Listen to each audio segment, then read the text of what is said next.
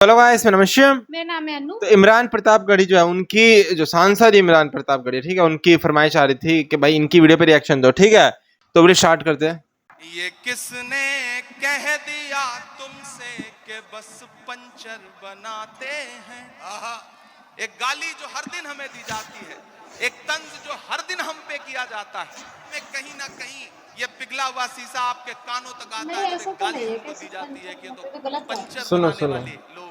मैं शेर पढ़ता हूं। ये किसने कह दिया तुमसे कि बस पंचर बनाते हैं। ये किसने कह दिया तुमसे कि बस पंचर बनाते हैं।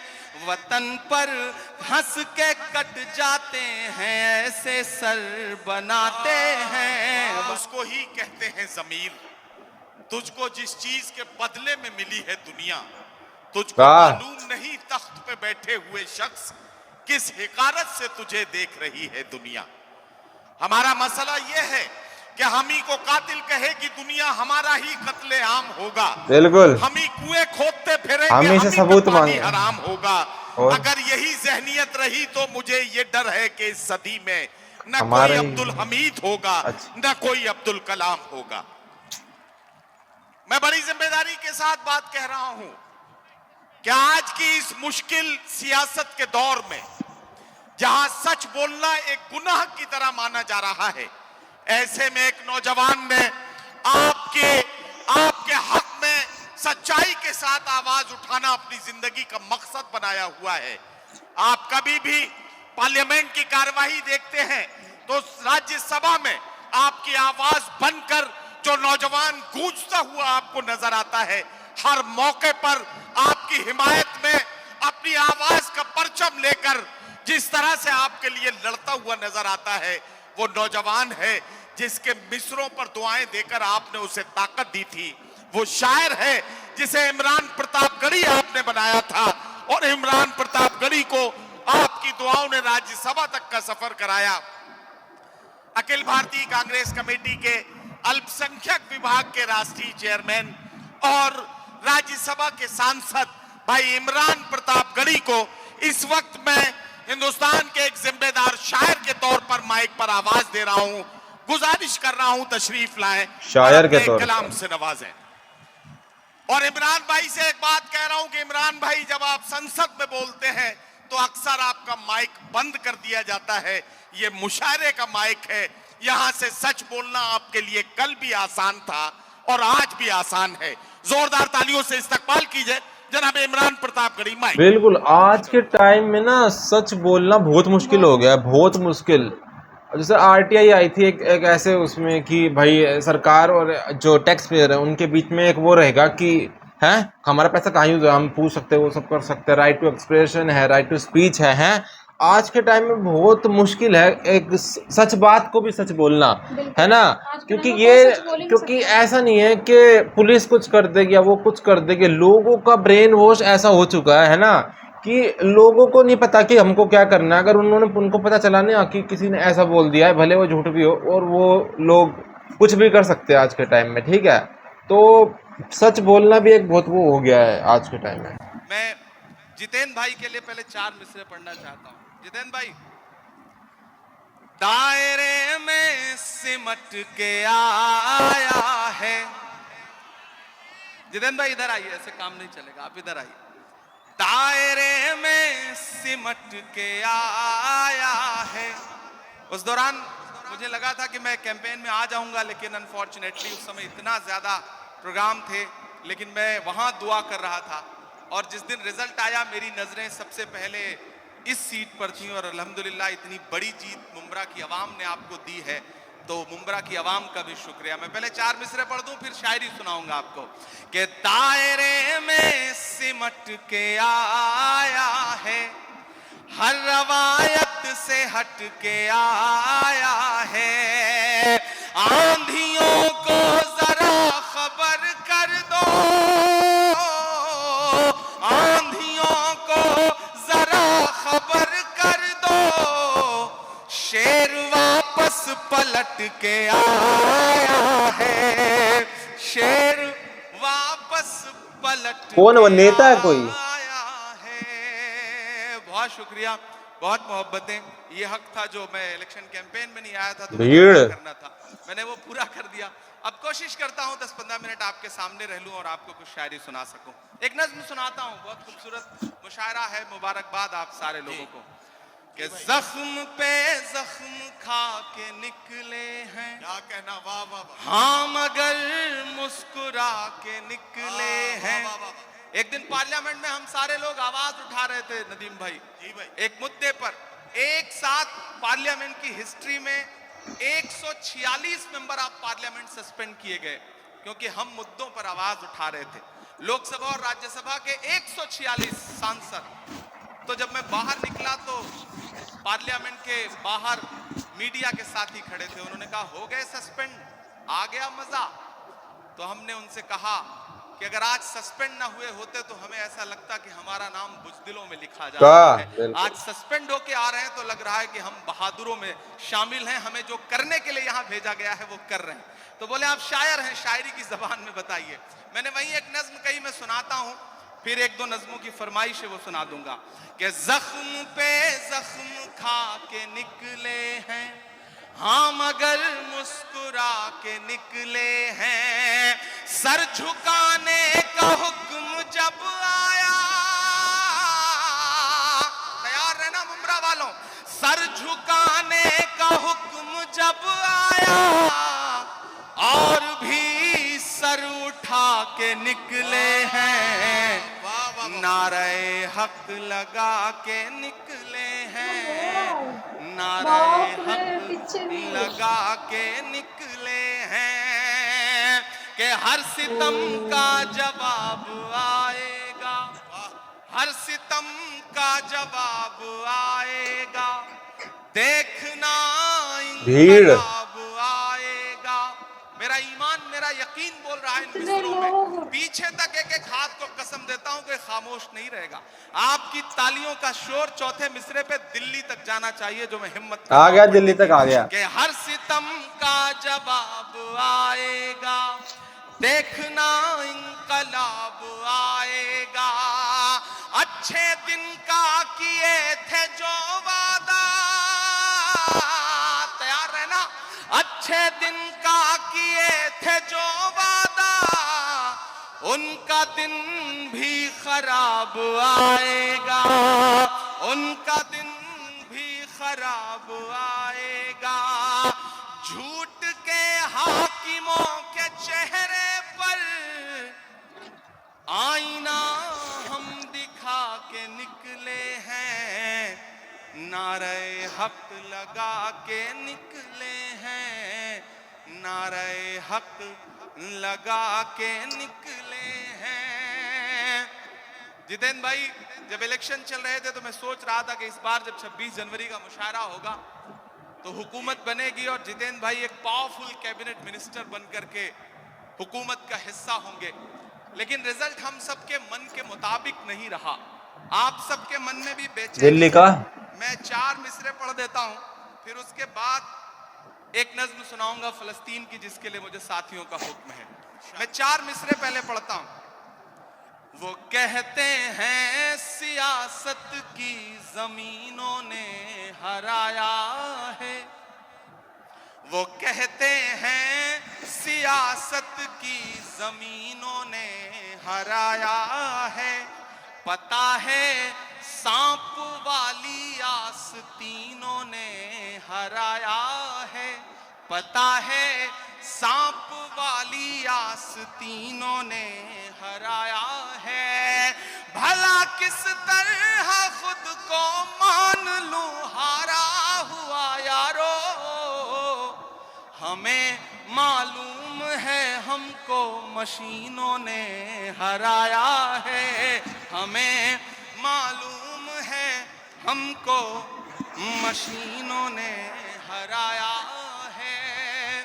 और आज जमहूरियत का दिन है, 26 जनवरी है और लाखों की तादाद में यहाँ मुमरा में लोग इकट्ठा हैं। पूरे हिंदुस्तान के लोग।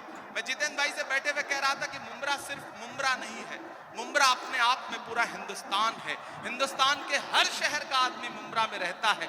मुंब्रा की चाहे जो इमेज बनाए मीडिया या फिर विपक्षी लोग, लेकिन आज की रात वो आए और देखें कि किस तरह से जमहूरियत के लोग यहाँ बैठे हुए हैं, जमहूरियत से प्यार करने वाले लोग बैठे हैं। मैं 4 मिसरे पढ़ता हूँ कि उर्दू अदब की शम्मा जलाने आए, जमहूरियत मतलब लोकतंत्र। उर्दू अदब की शम्मा जलाने आए हैं, आज यहाँ लाखों दीवाने आए हैं, आज यहाँ लाखों दीवाने आए हैं, मुल्क की खातिर जान लुटाने आए हैं, लोकतंत्र का जश्न मनाने आए हैं, लोकतंत्र का जश्न मनाने आए हैं। अब लोकतंत्र के जश्न की बात चल रही है तो लोकतंत्र हमें ताकत देता है कि हम बोलें, सच बोलें, सच बोलें, और जो जरूरी है वो जरूर बोलें। मैं महाराष्ट्र में खड़ा हूं, मेरी खुशनसीबी है कि मैं राज्यसभा में महाराष्ट्र का प्रतिनिधित्व करता हूं। इन दिनों महाराष्ट्र सूबे में कुछ लोगों की जब आवाजें सुनता हूं, उनकी बातें सुनता हूं, तो कभी कभी लगता है कि उन पे भी बोलना जरूरी है। मैं 4 मिसरे पढ़ता हूं, मैं नाम नहीं लूंगा, आप बहुत समझदार हैं।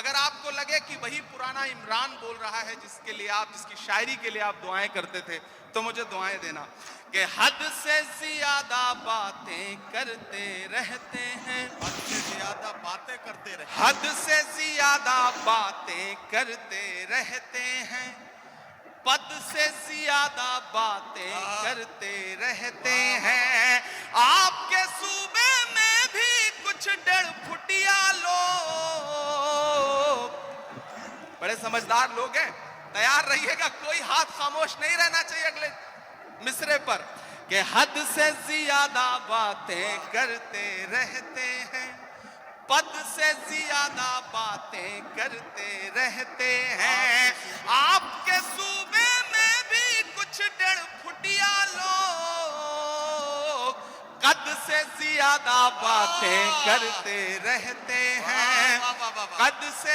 ज्यादा बातें करते रहते हैं। शायरी हमें यह सलीका देती है कि हम अपनी बात कह लें और वहां पहुंच भी जाए जहां हम पहुंचाना चाहते हैं। जितेंद्र भाई, सबके मन में ये बात है लेकिन शायद कोई बोलता नहीं इस बात को। मैं 4 मिसरे पढ़ता हूं कि खुद को पहरेदार बनाए बैठा है, खुद को पहरेदार, चौकीदार, खुद को पहरेदार बनाए चौकीदार, बैठा है, नफरत का बाजार बनाए बैठा है, नफरत का बाजार बनाए बैठा है, शर्म नहीं आती है अपने हाकिम को, चोरी की सरकार बनाए बैठा है, चोरी की सरकार बनाए बैठा है। और आखिरी 4 मिसरे फिर एक नज्म आपको सुनाता हूं कि आज नहीं जाएगा तो कल जाएगा, आज नहीं जाएगा तो कल जाएगा, आज नहीं जाएगा तो कल जाएगा, खोटा सिक्का कितने दिन चल जाएगा, खोटा सिक्का कितने दिन चल जाएगा, वक्त बुरा है जल्दी ही टल जाएगा, फिरौनों के घर मूसा पल जाएगा, फिरौनों के घर मूसा पल जाएगा। बहुत शुक्रिया, बहुत मोहब्बतें। मैं एक नज्म सुनाना चाहता हूं जिसके लिए तमहीद बना रहा था, वक्त बहुत कम है।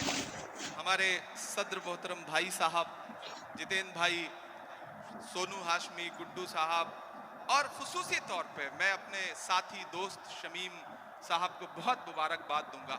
मैं आज जिम्मेदारी से यह बात कहता हूं कि दुनिया के तमाम मुल्कों में भी हम सारे लोग जाते हैं, ज्यादातर शायर, और हिंदुस्तान के भी हर शहर में हम मुशायरा पढ़ते हैं, लेकिन मुंब्रा का जो ये मुशायरा है इसका इंतजार न सिर्फ शायर करते हैं बल्कि हिंदुस्तान की आवाम भी इस मुशायरे का इंतजार करती है, और पूरे हिंदुस्तान में इससे बड़ा मुशायरा कोई नहीं होता। ये गारंटी के साथ ये बात मैं कह रहा हूं। और जिस तादाद में आप सारे लोग आते हैं, वो बहुत कमाल की बात है। मैं एक मतला और एक शेर पढ़ता हूं, फिर एक नज्म सुनाता हूं। ये किसने कह दिया तुमसे कि बस पंचर बनाते हैं। एक गाली जो हर दिन हमें दी जाती है, एक तंज जो हर दिन हम पे किया जाता है। मैं एक मतला पढ़ता हूं और आपसे दुआ मांगता हूं कि ये किसने कह दिया तुमसे कि बस पंचर बनाते हैं। तैयार रहना मुंब्रा वालों, तैयार रहना मुंबई वालों, ये आप सबके कानों में कहीं ना कहीं ये पिघला हुआ शीशा आपके कानों तक आता है जब एक गाली हमको दी जाती है कि तो पंचर बनाने वाले लोग। मैं शेर पढ़ता हूं। ये किसने कह दिया तुमसे कि बस पंचर बनाते हैं। ये किसने कह दिया तुमसे कि बस पंचर बनाते हैं। वतन पर हंस के कट जाते हैं ऐसे सर बनाते हैं। वतन पर हंस के जो कट जाए ऐसे सर बनाते हैं। मैं फिर से पढ़ता हूं। ये किसने कह दिया तुमसे कि बस पंचर बनाते हैं। वतन पर हंस के जो कट जाए ऐसे सर बनाते हैं। वतन पर हंस के जो कट जाए ऐसे सर बनाते हैं। बहुत शुक्रिया। लास्ट में जो बयान आया कि किसने कह दिया तुमसे कि बस पंचर बनाते हैं, कि वही है कि फौज में भी तो है भाई मुसलमान, हर जगह मुसलमान है कि नहीं। और ये सिर्फ एक नैरेटिव है, ये सेट किया जाता है कि मैंने तो अपने कहीं पे ऐसा देखा नहीं कि मुसलमान ही पंचर बना, कहीं भी नहीं देखा मैंने तो। ज्यादातर सरदार ही अरे देखे वो बस ये है एक नैरेटिव सेट करना है, ऐसा समझ रहे हो वो। हैं। किसी को नीचा तो नहीं दिखाना चाहिए ना। तो वो यही तो है सोच, एक सोच बनानी है लोगों की ना, जितने लोग हैं उनकी एक सोच बनानी होती है, एक भेद डालना होता है लोगों के मन में, डिफरेंस है यही है। अगर इंडिया में मुसलमान ना होते, ये अभी मुसलमान है तो एसटी एससी वालों को जो है, छोटी कास्ट वालों को, मुसलमानों को थैंक यू बोलना चाहिए कि वो सारा जो है वो झेल रहे हैं, जो ये पॉलिटिशियन कर रहे हैं ये सारा मुसलमानों को झेलना पड़ रहा है। अगर मुस्लिम नहीं होते, मुसलमानों से पहले ये सब कौन झेल रहा था? ये छोटी कास्ट वाले लोग झेल रहे थे, एससी ओबीसी एसटी ये सब झेल रहे थे ये सारी चीजें। मुस्लिम आए तो इनको लगा कि अब इनको छोड़ो, अब इनके ऊपर फोकस करो, क्योंकि इससे भी बंटवारे हो रहे हैं कि नहीं।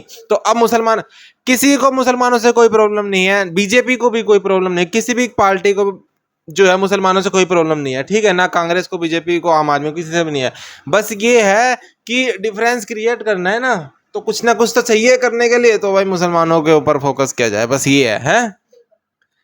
क्योंकि मांस तो हिंदू भी खाते हैं, 60% से ज्यादा लोग हैं जो हिंदू है जो मांस खाते हैं। तो मांस, ऐसा तो है नहीं मुसलमान मांस खाते हैं या फिर एक भगवान में मानते हैं मुसलमान, इसलिए नफरत तो इसलिए भी नहीं है क्योंकि हिंदू धर्म में भी बहुत सारी ऐसा ही वो है, जैसे अद्वैत वेदांता है, उसमें भी एक ही भगवान को माना जाता है, एक ही ब्रह्म को माना जाता है। तो ये भी बात नहीं है, कुछ डिफरेंस की बात नहीं है, बस यही है कि डिफरेंस क्रिएट करना है आपस में, समझ रहे हो, कि लोग लड़ते रहे हैं। यही तो है कि जब मैच होता है इंडिया पाकिस्तान का, तो वे जो उनके जो बच्चे हैं वे आपस में बैठे रहते हैं, है कि नहीं। और उधर जो दिखाते हैं ना इंस्टाग्राम पे कि तुम्हारे बच्चे देखो क्या कर रहे हैं, हिंदू मुस्लिम लड़ रहे हैं, उनके बच्चे वहां बैठ के देखो एक साथ मैच देख रहे हैं। और तो बहुत अच्छी लगी वीडियो, ठीक है। इमरान प्रतापगढ़ ऐसे ही सांसद होने चाहिए, और सांसद होने चाहिए कांग्रेस के पास। और वो बोल रहे हैं, और इनकी मेरे को एक वाली बात सही नहीं लगी, इन्होंने बोला कि मशीन से जीत गए। दिल्ली का इलेक्शन मुझे लगता है कि मशीन से ना जीते और कहीं का भी कोई जीत जाए, ठीक है। लेकिन जो इस बार हुआ है, इस बार तो बिल्कुल ही था मोदी की तरफ सबको, बीजेपी की तरफ पक्का था इस बार की जाने वाली है, क्योंकि वो जिस हिसाब से दिखाया गया सब कुछ है, यमुना साहब ने वो सब दिखाया गया है। लेकिन अब अगर आगे चुनाव हो तो बहुत मुश्किल है, क्योंकि दिल्ली वाले अभी से परेशान होने स्टार्ट हो चुके हैं, लाइटें जाने स्टार्ट हो गई है, तो लोग परेशान होने लग रहे हैं। तो अब तो मुश्किल है अगली बार का, तो ठीक है। तो देखते हैं वीडियो को, ठीक है। तो देखिए क्या होगा, ठीक है। तो मिलते हैं नेक्स्ट वीडियो, लाइक और सब्सक्राइब करें, बाय।